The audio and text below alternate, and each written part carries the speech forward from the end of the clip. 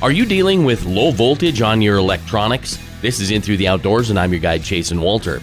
I love it when listeners offer ideas for episodes. This one comes from Mark. He was experiencing low voltage in one of his fish finders while the other one had perfect voltage. He mentioned that the unit with low voltage was low enough to set off the voltage alarm. You can set that alarm where you want, but I believe it comes at 10 or 11 volts. If you have more than one fish finder on your boat, and a lot of people do these days, I have 3 on one and 5 on another.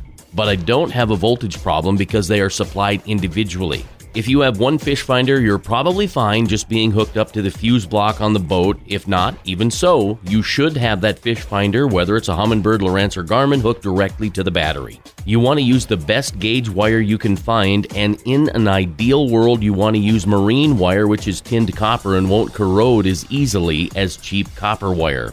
I do have a few units on my boat that are supplied by a 50-amp ice fishing battery rather than relying on the battery in my boat and the motor to charge them all. For those like Mark who have 2 or maybe 3, the best thing to do is to make sure that your units are wired directly to the battery and don't forget to use a fuse. Blue Sea brand has a number of great accessory options for batteries. If you're having low voltage issues, one thing to check for certain is the ground. Make sure it's good and clean. Other than that, connect them with a home run directly to the battery and you should be good. I'm Chasen Walter, and that's In Through the Outdoors. I hope you get out there real soon. As for me, there's no doubt I'll be out chasing Walter with 12.3 volts. Find more at chasenwalter.com. Be safe, and thanks for listening.